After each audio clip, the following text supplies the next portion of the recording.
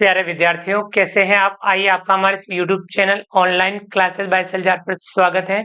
विद्यार्थियों, आज की इस क्लास में हम समझेंगे कक्षा 10 विषय गणित प्रश्नावली 3.1 दो चर वाले रैखिक समीकरण युग्म सवाल 7। आइए समझते हैं। सवाल 7,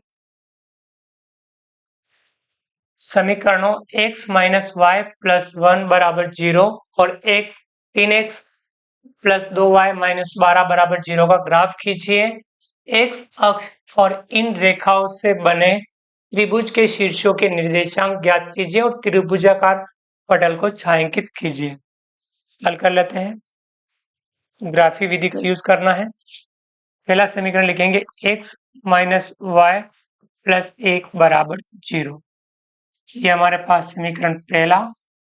और 3x प्लस 2y माइनस 12 बराबर 0, ये दूसरा समीकरण। हम पहला समीकरण लेंगे समीकरण फर्स्ट से, यानी x माइनस वाई प्लस 1 बराबर 0। x को इधर रखना, बाकी सबको उधर पक्षांतर करेंगे। x बराबर y प्लस का हो जाएगा, माइनस का 1 हो जाएगा। अब यहाँ हमें y बराबर मानना है।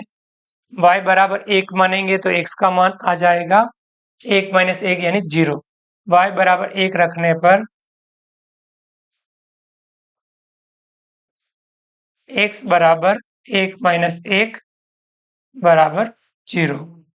एक मान और मानना है। 2 रख लें तो 1 आ जाएगा, 3 रख लें तो 2 आ जाएगा, 4 रख लें तो 3 आ जाएगा। y बराबर 4 रख लेते हैं।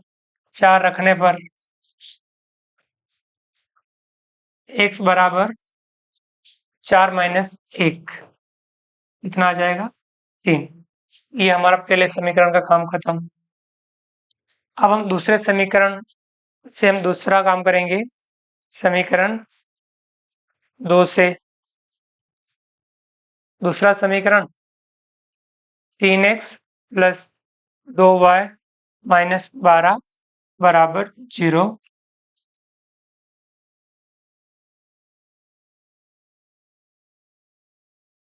x को इधर करना, बाकी सबको उधर पक्षांतर करना है। 3x बराबर 12 उधर हो जाएगा प्लस में, 2y हो जाएगा माइनस में। अब 3 को उधर पक्षांतर करेंगे तो x बराबर 12 माइनस 2y बटा 3 आ जाएगा। अब y बराबर आपको मान मानना है। y बराबर क्या रखें?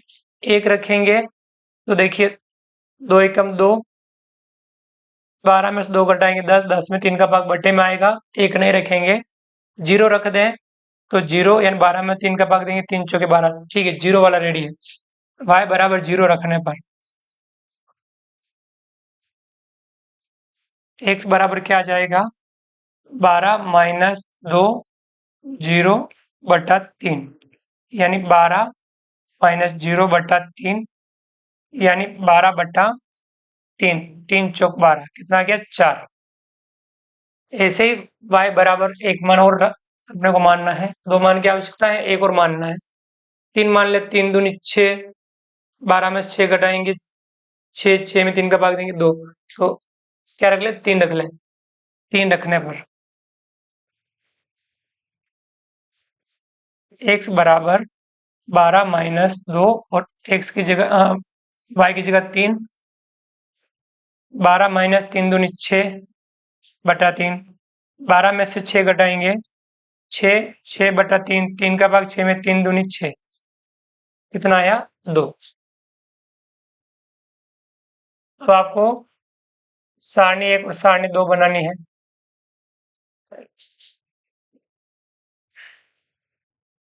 सारणी 1,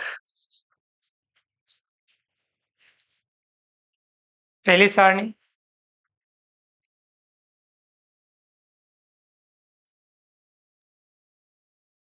x y, दूसरी सारणी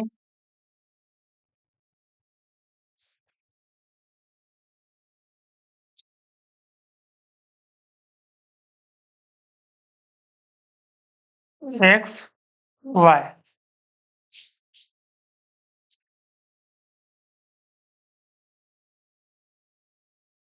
देख सकते हैं पहली सारणी आपको पहले वाले समीकरण से भरनी है। y1 है, x0 है, x0 तब y1, y4 x3, x3 है तब y है 4। ध्यान से लिखना मान।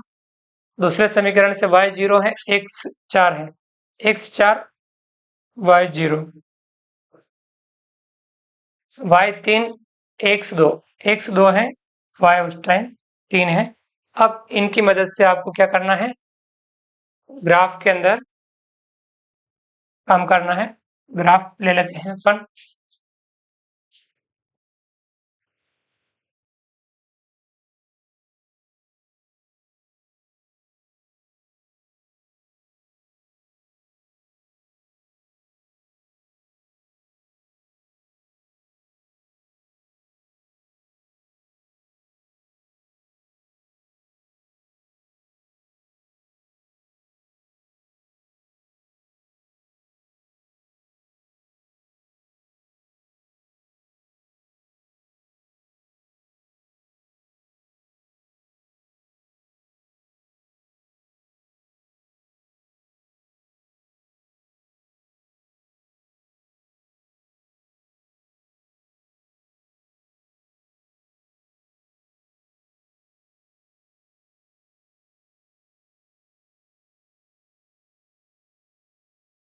x x dash y y dash, ये ओ बिंदु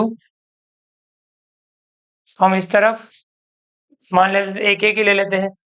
तो हम क्या ले लेते हैं, 1 2 3 4 5 6 7 8 9 10, -1 -2 -3 -4 -5 -6 -7 -8 -9, 1 2 3 4 5 6 7 8 9 10, -1 -2 -3 -4 -5 -6 -7।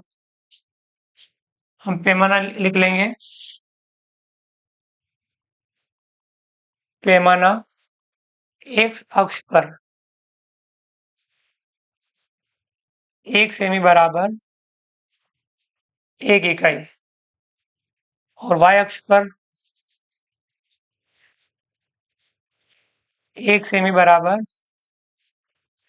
1 इकाई। इस प्रकार से पैमाना हमने लिख लिया। और अब हम सारणी 1 से x0 y1 x0 y1 यानी ये वाला बिंदु लगेगा, x3 y4 x3 y4 यानी ये वाला बिंदु लगेगा और इनको मिलाते हुए आपने को एक रेखा निरूपित करनी है।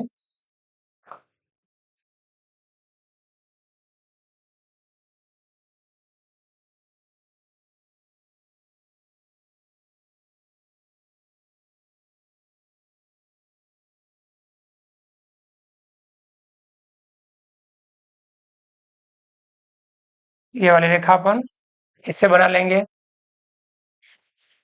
समीकरण 1 से। समीकरण 2 से देखिए, x4 y0 x4 y0 यानी ये वाला बिंदु लगेगा, x2 y3 x2 y3 यानी ये वाला बिंदु लगेगा और इसको मिलाते हुए अपने को एक रेखा और खींचनी है।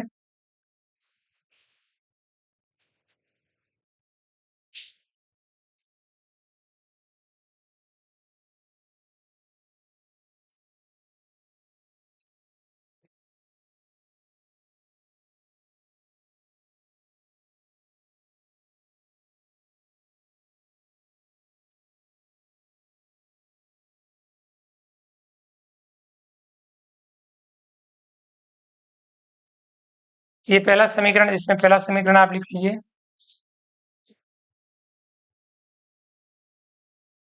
x minus y plus 1 x minus y plus 1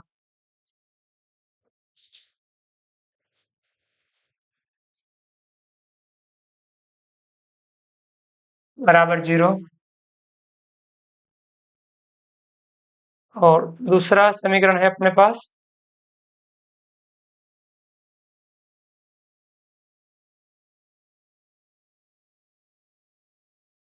दूसरा समीकरण है अपने पास 3x plus 2y minus 12, 3x plus 2y minus 12।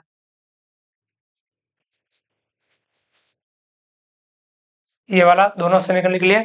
अब अपने को सवाल में क्या पूछा है, इस पे ध्यान दीजिए। जो सवाल में पूछा है वो काम करना है।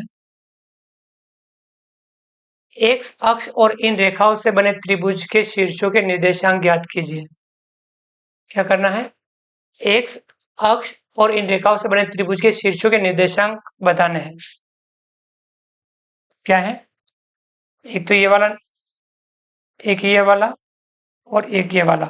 इसके निर्देशांक कितने, एक्स का 2, पहले एक्स का लिखना है, फिर वाई का 2 3, इसका एक्स के 4, वाई का 0, और इसका एक्स का -1 और वाई का 0। और इसे छायांकित भी करना है, यानी आप इसमें इस प्रकार से त्रिभुज को इस प्रकार से छायांकित भी करना है कि ये वाला त्रिभुज बन रहा है। तो इसके निर्देशांक अपने को लिखने हैं। एक्स अक्ष और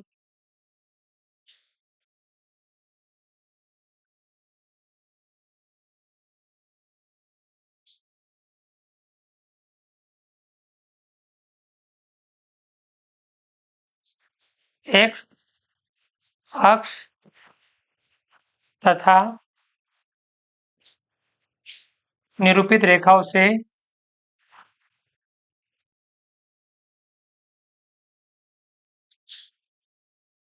बने त्रिभुज के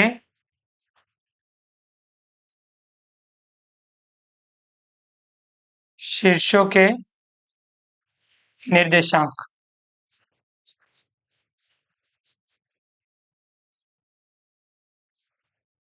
क्या होंगे, वो लिख लीजिए। 2 3, पहला है 2 3, ये एक निर्देशांक हो गया। दूसरा क्या होगा, 4 0, 4 0। तीसरा होगा -1 0, -1 0। ये हमारे आंसर हो जाएंगे कि ये जो पूछा है उसका जवाब देना है। तो आपको ये वाला भी समझ में आ गया होगा। तो उम्मीद करता हूँ कि आपको ग्राफी विधि अच्छे से समझ में आ गई होगी। विद्यार्थियों, आप ज़्यादा से ज़्यादा अभ्यास कीजिए ग्राफी विधि को समझ करके, उसका अभ्यास आपको नियमित करना है। उम्मीद करता हूँ वीडियो पसंद आया, वीडियो को लाइक कीजिए, चैनल को सब्सक्राइब कीजिए और अधिक से अधिक साथियों, विद्यार्थियों, मित्रों तक हमारे वीडियो शेयर जरूर कीजिए। मिलते हैं अगली क्लास में नए वीडियो नए कंटेंट के साथ में। तब तक के लिए थैंक यू, धन्यवाद, जय हिंद, जय भारत। आपका दिन शुभ रहे। Thank you.